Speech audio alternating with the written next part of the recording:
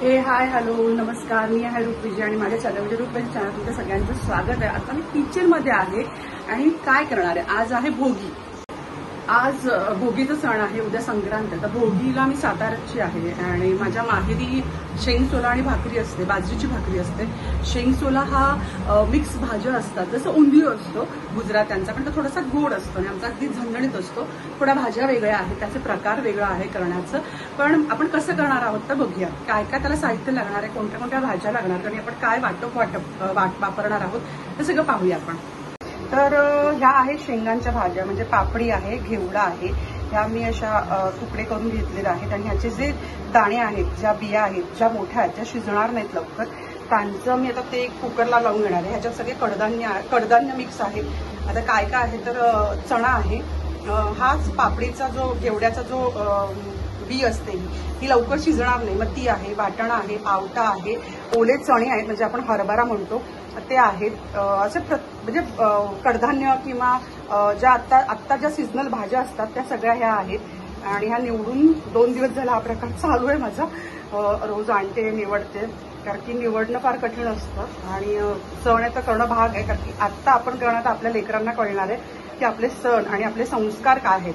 तर हे सगळं असं मी पूर्ण मिक्स घेतलेलं आहे आणि त्याच्याबरोबर आपण हे वांग आहे, वांग घालणार आहोत, गाजर घालणार आहोत, बटाटा घालणार आहोत, जे सीझनल आहे, जे सीझनला या येतं ते आपण घालणार आहोत आणि त्याची सुंदर आता भाजी करणार आहोत। पण पहिलं मी हे स्वच्छ सगळं धुवून घेणार आहे आणि कुकरला लावून त्याच्या 2 शिट्ट्या काढून घेणार, थोडंसं शिजेल, कारण की शिजलं नाही तर मजा येणार नाही। तर साधारण थोडंसं 2 शिट्ट्यांमध्ये थोडं शिजवून घेऊया, नंतर आपण रस्सा करणार किंवा वाटप करणार, त्याच्यात ते चांगलं शिजलं जाईल। तो जो मसाला आहे ना भाजींना आपण फोडणीला घालणार, तो सुंदर त्या भाज्यांना लागेल। तर परत आपण जेव्हा फोडणी घालू तेव्हा परत एक चांगली उकळ काढूया, म्हणजे प्रत्येक मसाला, मीठ, हळद, चीज जो काही आपण घालणार आहोत ते सगळं त्या पूर्ण भाजीला लागेल आणि स्वाद येईल। तर ते आणि मग आपण करणार आहोत बाजरीची तीळ लावून भाकरी, आणि आता फोडणीला सुद्धा मी तीळ घालणार आहे, कारण की आज तिळाचं खूप महत्व आहे।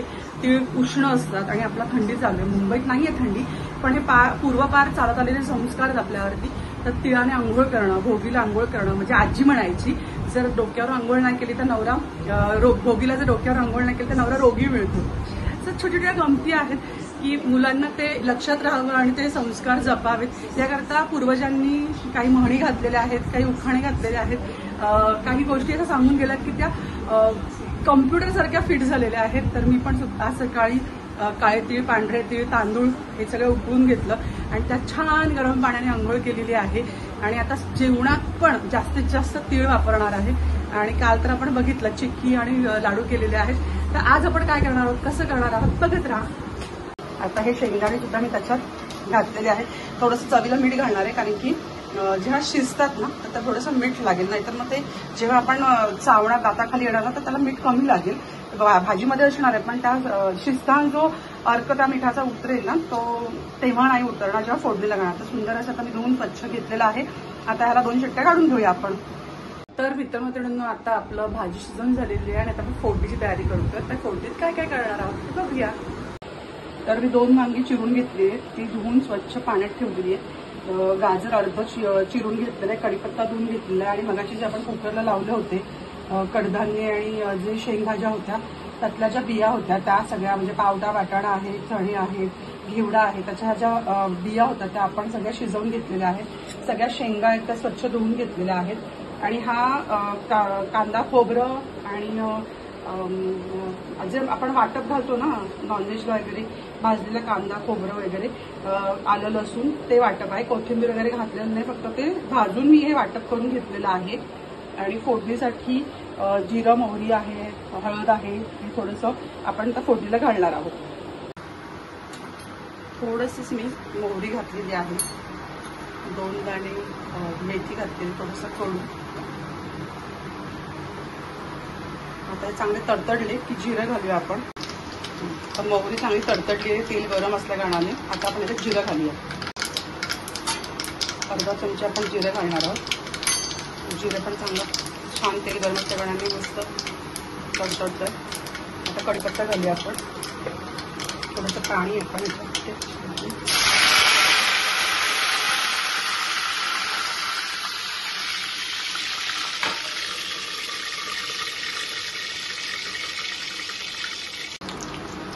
आपण गाजर घालू तेलामध्ये चांगलं परतून घ्यायचं.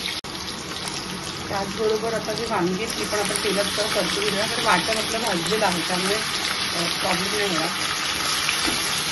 तेल आपलं असतं आणि ह्याच्यात मी घाटी मसाला घालणार आहे आमचा, जो कांदा खोबऱ्याचा असतो आणि लाल मिरची पाहिजे. तर आपण आता बघू ना, लाल आमचा जो घाटी मसाला आहे हा आमचा घाटी मसाला आहे, कांदा खोबरा मिक्स. तर मी हा 1-1.5 चमचा घालते. थोडंसं तिखट असतो, 1.5 चमचा घातलेला आहे. आणि त्याचबरोबर आमच्या घाटी मिरचीची पूड आहे जी माझ्या आईकडची, हे दोन्ही मसाले आईकडचे. सो हे आपण घालणार आहोत. मला घरात झणझणीत लागतं त्यामुळे जास्त आपण तिखट करणार आहोत. त्याचबरोबर हळद मीठ आता सगळं मी हे करून घेते. चांगलं फोडणीला तर मसाला भाजला ना तर चांगलं करी सुटते, मस्त तसं तेल तवंग येतो. छान अशा भाज्या होत्या ह्याच्यामध्ये परतून घ्यायचं.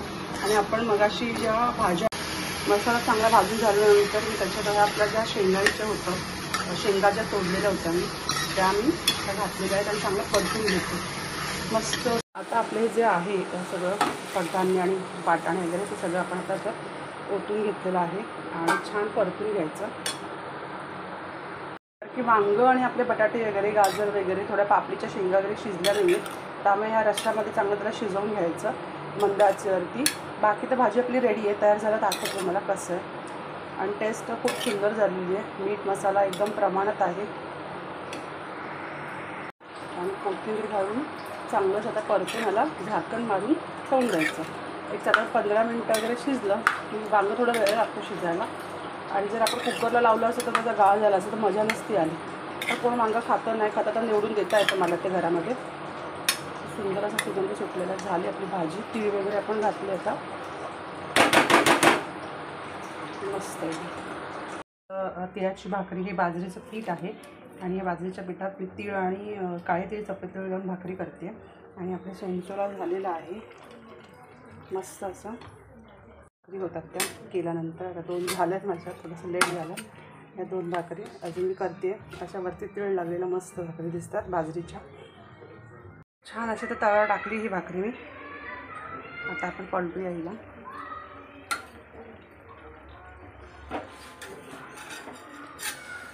जरा चिकट असतं त्याला सांभाळून करावं लागतं ते.